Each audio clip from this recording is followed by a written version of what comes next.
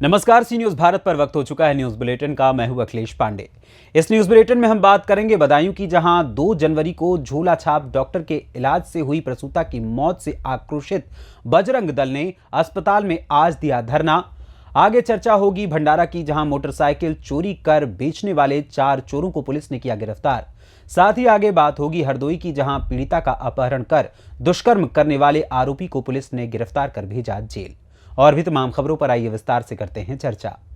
खबर बदायूं से है, जहां सृष्टि हॉस्पिटल ओरछी में बीते 2 जनवरी को इलाज के दौरान एक प्रसूता की मौत हो गई थी। इस मामले के थाने पहुंचने के बाद मृत महिला का शव पोस्टमार्टम के लिए भेजा गया था। अस्पताल के डॉक्टर पर अभी तक कोई कार्यवाही नहीं हुई। पूरा मामला बदायूं जिले के ओरछी चौराहे का है, जहां सृष्टि हॉस्पिटल में 2 जनवरी को इलाज के दौरान प्रसूता की मौत हो गई थी, जिसमें पीड़ित ने थाने में शिकायत भी की थी। पीड़ित का आरोप है कि पोस्टमार्टम रिपोर्ट आने के बाद भी डॉक्टर पर कोई कार्रवाई नहीं की गई है। वहीं आज पीड़ित को न्याय दिलाने के लिए बजरंग दल के नेताओं ने अस्पताल के गेट पर धरना प्रदर्शन किया और डॉक्टर पर कार्यवाही की मांग की। धरना प्रदर्शन की सूचना मिलते ही मौके पर पहुंचे एसीएमओ डॉक्टर पंकज शर्मा ने जांच शुरू कर दी है। वहीं धरना प्रदर्शन को देखकर अस्पताल के कर्मचारियों ने हंगामा खड़ा कर दिया और साथ ही हाथ में सरिया लेकर कर्मचारी सामने आ गए। बमुश्किल मौके पर तैनात थाना फैजगंज बेहटा पुलिस ने स्थिति को संभाला और मामले को शांत कराया। वहीं एसीएमओ डॉक्टर पंकज शर्मा का एक ऑडियो भी वायरल हुआ है, जिसमें पीड़ित पर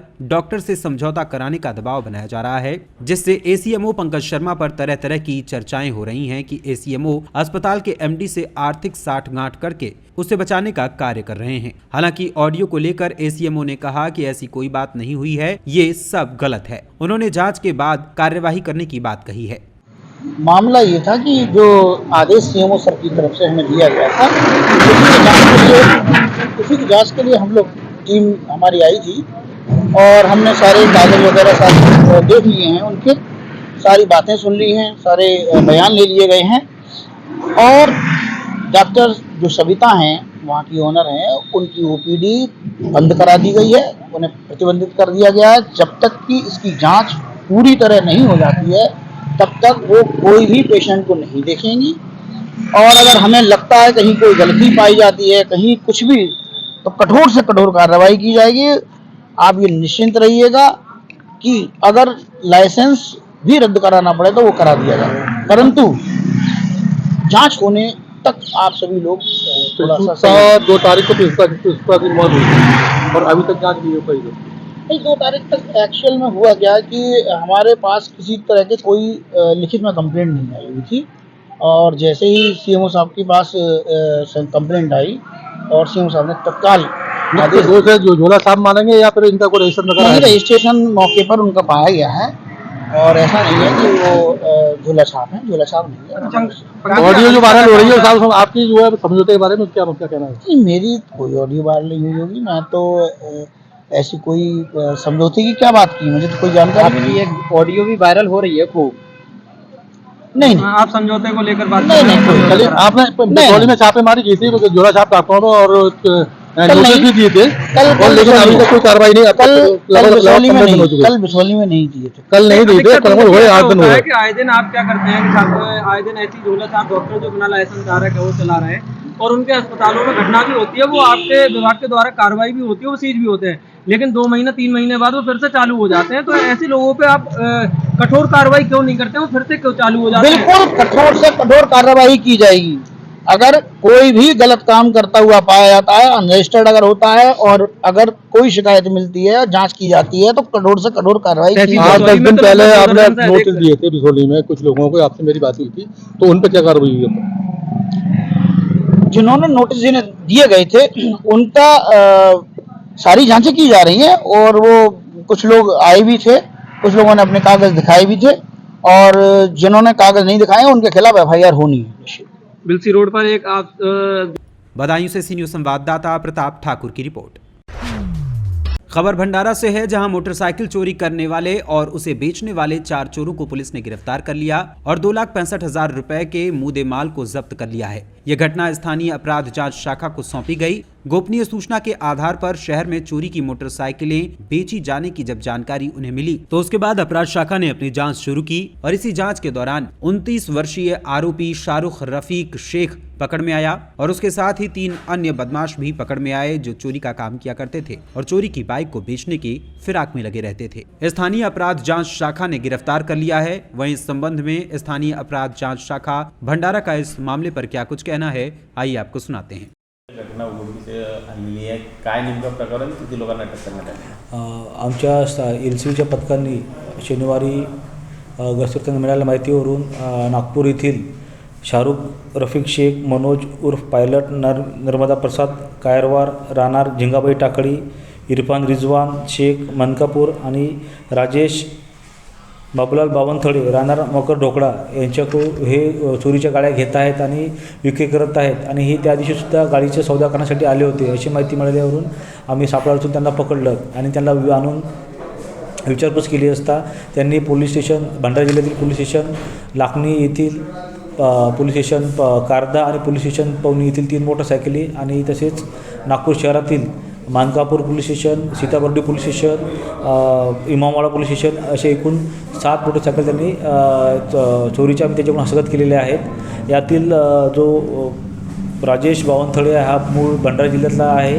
तो या चोरांना सोबत साथीदारांना इथं बोलून इथल्या गाड्या चोरी करायच्या असं आम्हाला तपासात निष्पन्न झालेलं आहे। याच्यामध्ये 4 आरोपींना अटक करून 7 मोटरसायकल हस्तगत केलेल्या आहेत आणि सध्या ह्या 4 आरोपी आणि मोटरसायकली कारदा पोलीस स्टेशनच्या हँडओव्हर केल्यात आलेल्या आहे।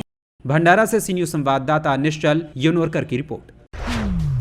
खबर हरदोई के बेनीगंज से है, जहां पीड़िता का अपहरण कर दुष्कर्म करने के आरोपी को पुलिस ने गिरफ्तार कर जेल भेज दिया है। ये आरोपी कछौना कोतवाली क्षेत्र के बेरुआ का रहने वाला युवक है। बेनीगंज थाना प्रभारी उमाकांत दीपक ने बताया कि क्षेत्र के एक गांव की पीड़िता को 18 महीने पहले कछौना कोतवाली क्षेत्र के बेरुआ का रहने वाला युवक अबू बकर पुत्र बढ़ के कहीं बहला फुसलाकर अपने साथ भगा ले गया था, जहां पर उसने दुष्कर्म भी किया। आरोपी के खिलाफ किशोरी के पिता ने विभिन्न धाराओं में मुकदमा दर्ज करा दिया था। वहीं सोमवार को पुलिस ने वांछित नामजद आरोपी को गिरफ्तार कर जेल भेज दिया है।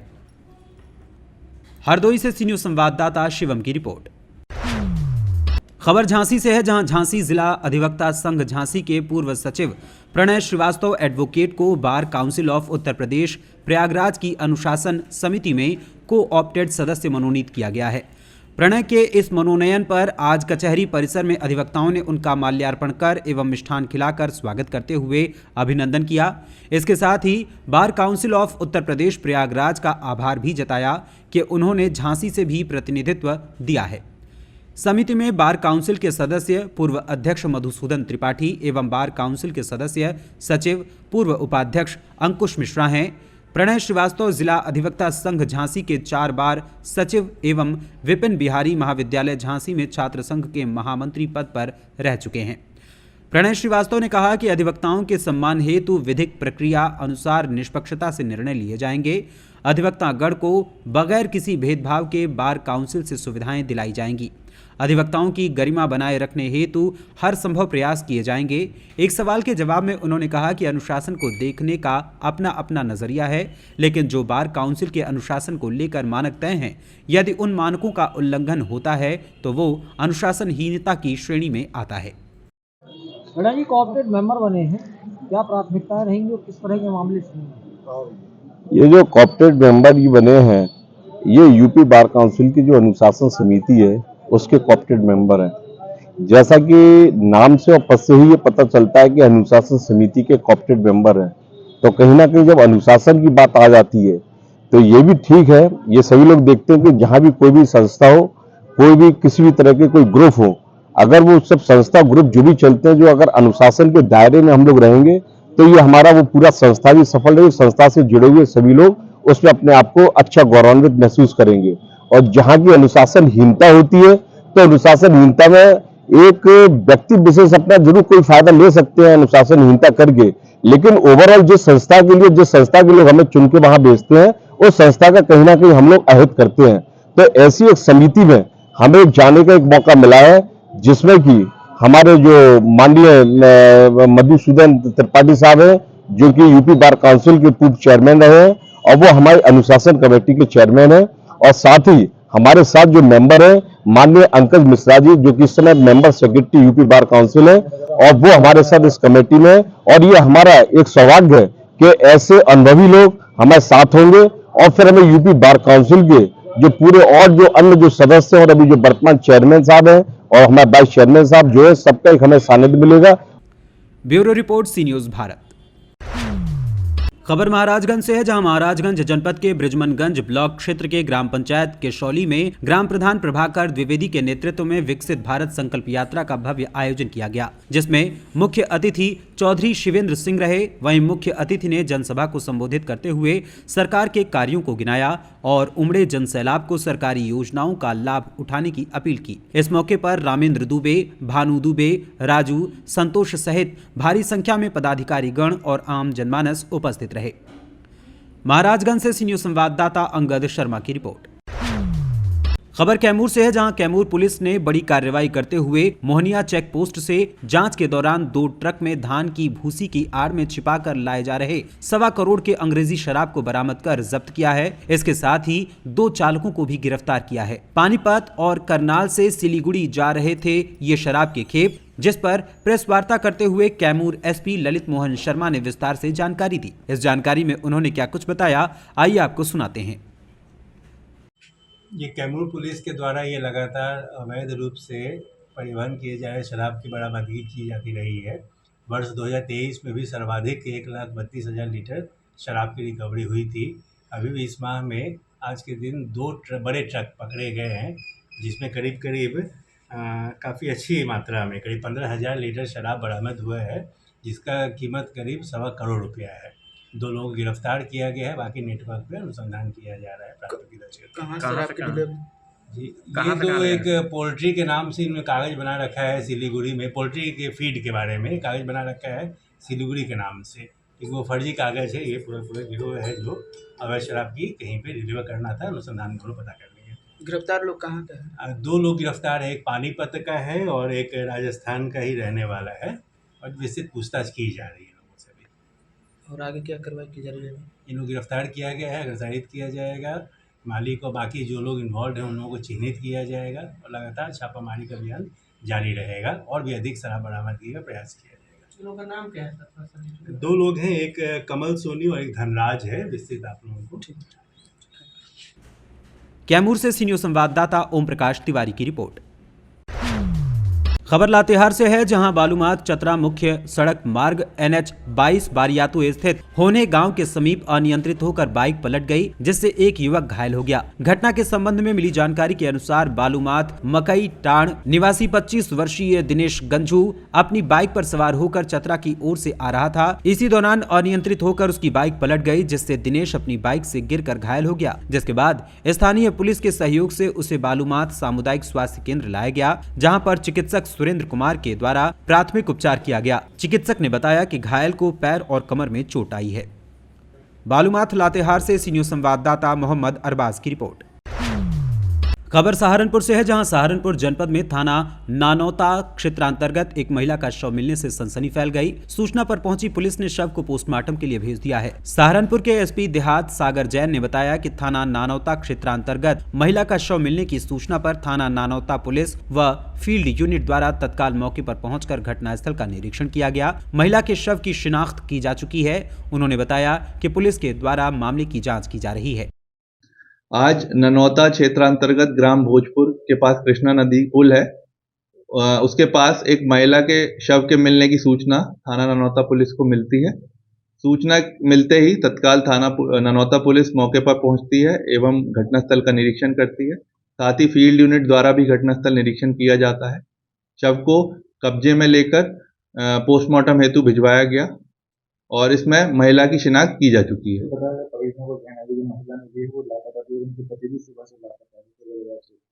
जी, इनके परिजनों द्वारा आज बताया गया कि दोनों महिला एवं उसके जो हस्बैंड हैं वो दोनों ही लापता थे सुबह से ही, और इसमें जो महिला जो लापता थी यही वो महिला है जो ननौता क्षेत्र अंतर्गत जिनका शव मिला है, तो इसमें शिनाख्त उनके परिजनों द्वारा की जा चुकी है। अभी हस्बैंड की तलाश जारी है और परिजनों से लगातार पुलिस संपर्क में है। जो भी परिजन इसमें तहरीर देंगे उस हिसाब से आवश्यक विधिक कार्रवाई की जाएगी।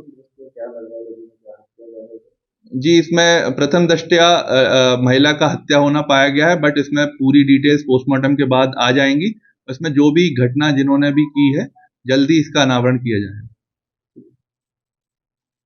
सहारनपुर से सी न्यूज़ संवाददाता सुरेंद्र सिंह की रिपोर्ट। सहारनपुर के आईएमए भवन में डांस एकेडमी के निर्देशक अभिषेक नौटियाल तथा संरक्षक रश्मि टेरेंस के निर्देशन में डांसिंग, सिंगिंग व मॉडलिंग की प्रतियोगिता का आयोजन किया गया। कार्यक्रम में बतौर मुख्य अतिथि तेजस इंटरनेशनल स्कूल के डायरेक्टर व वरिष्ठ पत्रकार हेमंत अरोड़ा ने शिरकत की और प्रथम, द्वितीय व तृतीय स्थान प्राप्त करने वाले बच्चों को स्मृति चिन्ह देकर उनके उज्जवल भविष्य की कामना करते हुए उन्हें सम्मानित किया। उन्होंने प्रतियोगिता का सफल आयोजन करने पर आयोजकों की प्रशंसा की। प्रतियोगिता में प्रिया बजाज, रश्मि टेरेंस, खेम सिंह सैनी, ज्योति चौधरी, निशा शर्मा, अशोक रोहिला, साहिल शर्मा समेत कई गणमान्य लोग उपस्थित रहे। जो ये ऑर्गेनाइजर टीम है, रियलिटी में ये आपके बच्चों को पंख लगाने का काम किया जा रहा है। सिर्फ स्कूल की किताबी ज्ञान से बच्चे इंप्रूव होंगे ऐसा कुछ नहीं है। अब हमारी डेली लाइफ में पहले कहावत होती थी कि पढ़ेंगे लिखेंगे बनेंगे नवाब और खेलेंगे कूदेंगे और नाचेंगे तो बनेंगे खराब।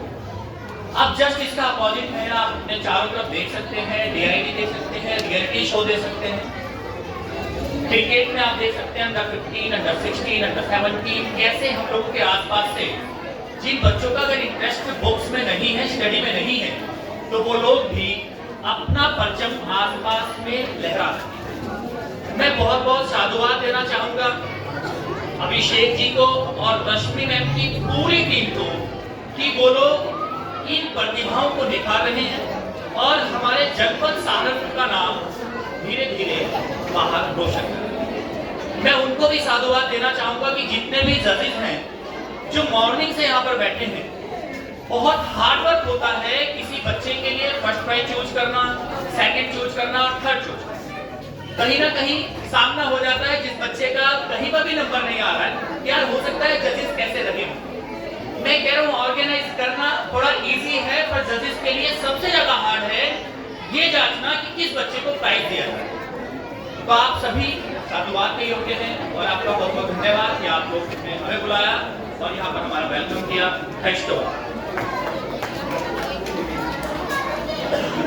बहुत बहुत धन्यवाद हेमंत जी।